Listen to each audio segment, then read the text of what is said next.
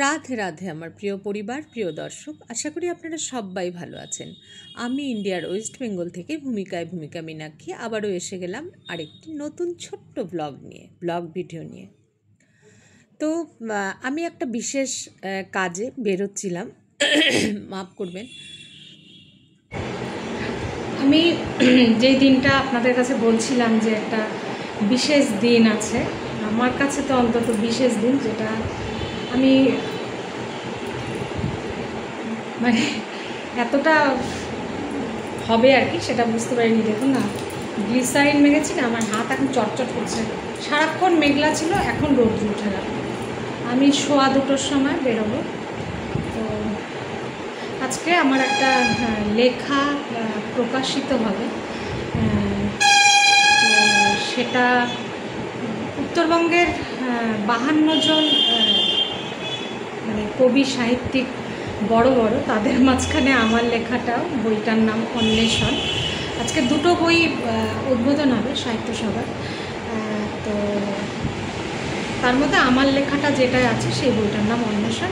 বাকিটাও আমি যতদূর পারি ভিডিও করার চেষ্টা করব, কারণ অনেক বড় মানুষেরা আজকে আসবেন, কলকাতা থেকেও আসছেন সবাই, অনেকে। তো 2:15 সময় বেরোবো। একটু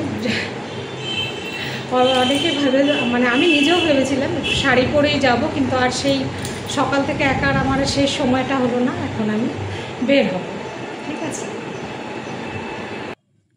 তো এদিকে কানের দুল পরিনি, তো ভাবলাম যাওয়ার পথে এখানে কানের দুল বিক্রি হচ্ছিল 30 টাকা করে। তো সেখান থেকে একটা কানের দুল নিয়ে নিলাম। কানের দুল, হ্যাঁ, আসলে আমি কানের দুল পরি না তো, আর মেয়ের যেগুলো আছে সেগুলো হচ্ছে ভীষণ ভারী, ওগুলো আমি পরতে পারি না। মেয়ে বলেছিল সোনারটা পরেছে, বললাম না, পরে যাব না।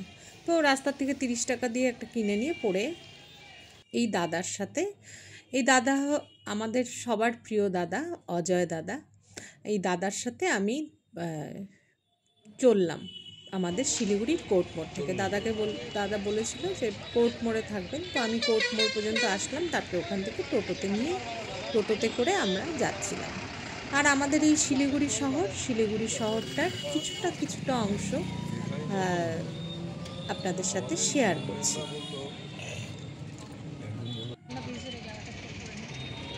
আজকে যেই অনুষ্ঠানে যাচ্ছি সেটা রাজনীতির ঊর্ধ্বে।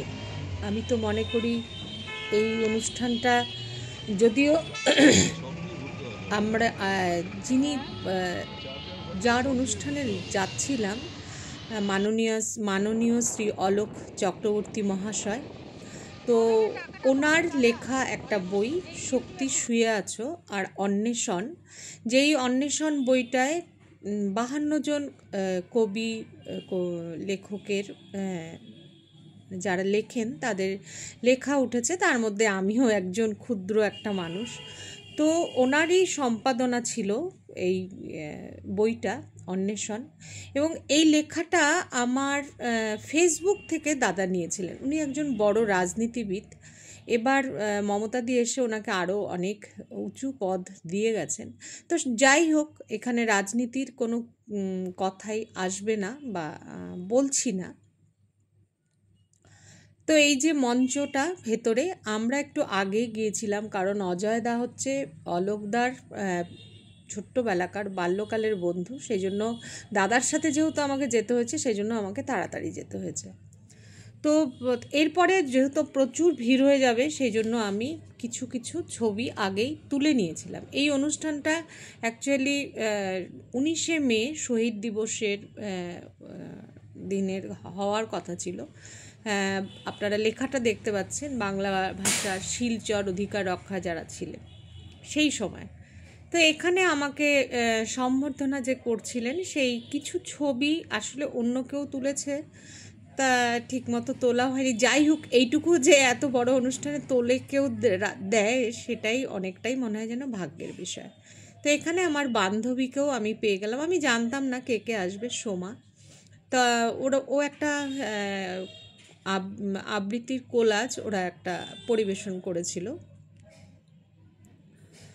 তো ভালোই লাগলো। অনেক দিন পরে অনেক মানে সবই চেনা জানা মুখ, সবই চেনা জানা মুখ, সবাই মোটামুটি আমার সাথে ফেসবুকে আছেন।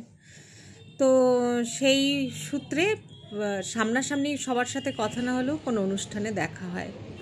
হল ভর্তি লোক ছিলেন এবং এখানে সবাই প্রায় লেখক লেখিকা।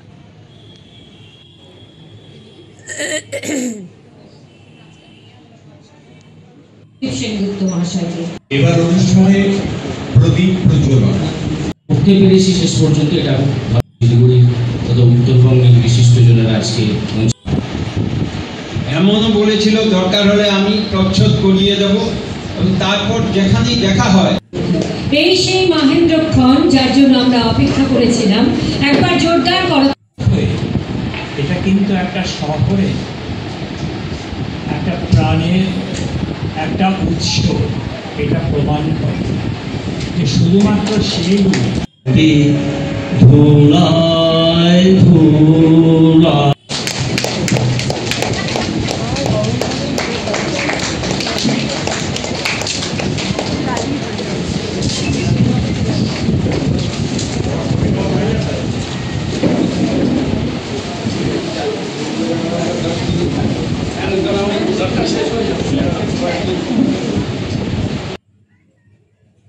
অনুষ্ঠানে ছিলেন মেয়র, ডেপুটি মেয়র, আরও অন্যান্য অনেক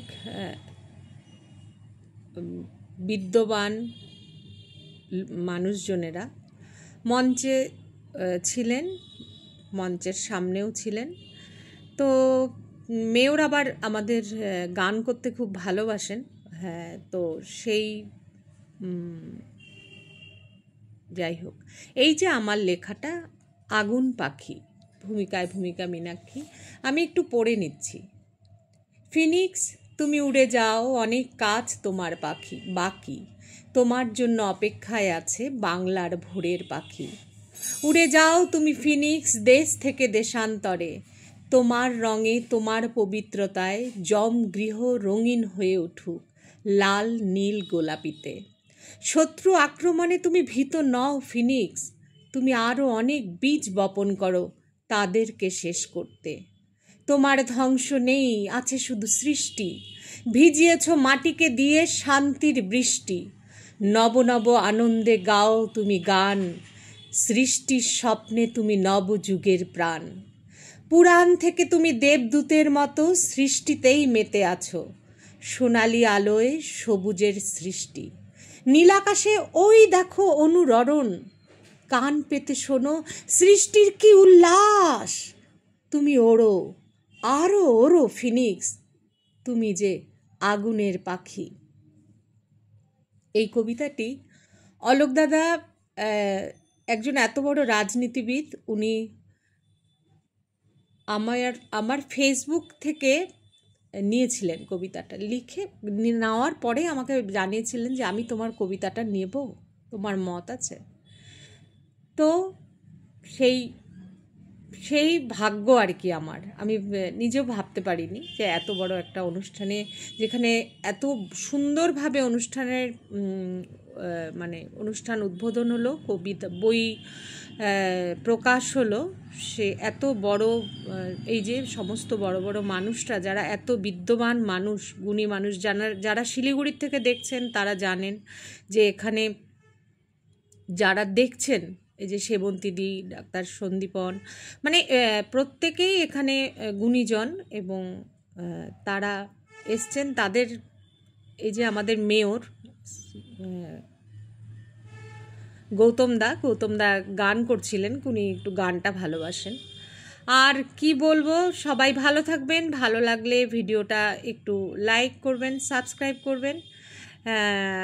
চেষ্টা করব একটা নতুন করে মনের শক্তি অলোকদা আমাকে দিলেন, যেন আবার আমি লিখি। সবাই আসছেন কিন্তু, হ্যাঁ এসছেন। এটা আমার ইউটিউব ব্লগ যাবে দাদা, ইউটিউব ব্লগ যাবে কালকে, ঠিক আছে? ইউটিউবে ব্লগ যাবে। আমি যতটা পেরেছি ভিডিও করেছি প্রোগ্রামে। হ্যাঁ, টাকটা ভালো করে তুলবো, ইউটিউবে ব্লগ যাবে। হ্যাঁ, ভূমিকা মীনাক্ষী দাস। অলোকদাকে অনেক ধন্যবাদ। অলোকদা, আপনার উৎসাহিত হয়ে আবারও লেখা শুরু করব। সবাই ভালো থাকবেন, সাবস্ক্রাইব করবেন প্লিজ।